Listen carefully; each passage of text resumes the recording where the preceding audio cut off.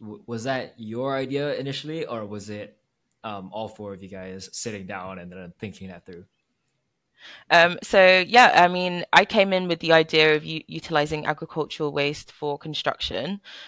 So a lot of my individual research through my master's program, but also in the work that I did as a consultant, a regenerative design consultant, over the past few years, fed into this. So I came with an existing body of knowledge. A lot of my knowledge actually was centered around the tropics and different tropical plants that could be utilized. So when we came together as a team, we then came up with the idea of what was confronting a British issue, or an issue specifically within the Western European climate.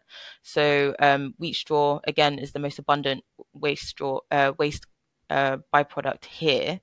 Um, and thermal insulation again is a problem very much tied to this climate. So that's what we developed together as a team. And then we have our inventor who's part of our co-founding team, and his research over a 4-year PhD is our flagship product, the wheat straw based insulation. So it currently already works as a acoustic panel, and we've developed on top of that existing technology to make it a thermal wall cavity insulation. Yeah. And that's really, really cool because we should actually explain that if you guys didn't watch our interview with Katia, that the Climate Pre-Accelerator was basically a pre-accelerated program from the Climate Entrepreneurship Club at Yeah. Imperial, and it featured a lot of different schools like Imperial, UAL, Yeah. and a bunch of different unis around the world.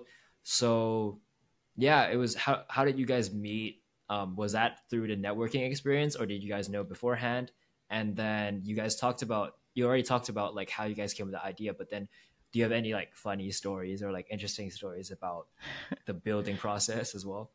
Yeah, for sure. So yeah, we met through the Climate Entrepreneurs Club networking event. It was actually the first day I turned up.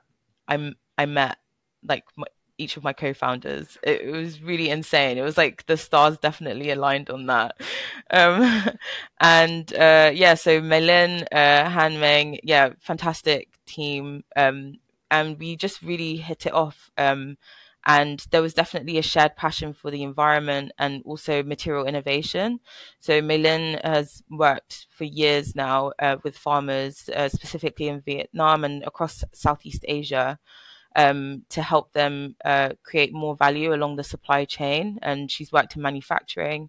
So that was already a great connection there. We both had a passion for empowering farmers because they really do get a raw deal across different countries and societies.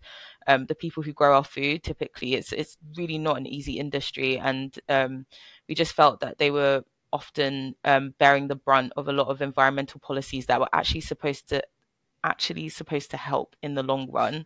But if you just place them without support, it's really detrimental to the livelihoods of farmers. So we immediately connected over that. And also one thing we had in common as well is that we both grew up on a farm in our Yeah. childhood, and then both forgot as well. Like it's just like a distant memory. So we definitely connected over that. And then also because she had like a background in also social entrepreneurship as well, and I'd worked in NGOs, she had worked in NGOs, so we connected over that as well, and working with communities. And with Hanming, I mean, he's just so incredibly knowledgeable about materials. So he's incredibly humble as well. So he actually won an international competition where he developed cement mix that was lowering carbon emissions utilizing agricultural waste, so rice husk ash. He came up with and won that competition. And yeah, immediately connected over that. Our passion for materials, for the built environment. He has a background in civil engineering. I have a background in architecture. So immediately connected over that. And also I come from a family of civil engineers. So both Wow. my grandparents on both sides are civil engineers. And I remember being a kid getting dragged to construction sites and being like, oh my gosh, grandpa, what is this? Why am I here? But then actually looking back, that's what led to me entering the construction industry.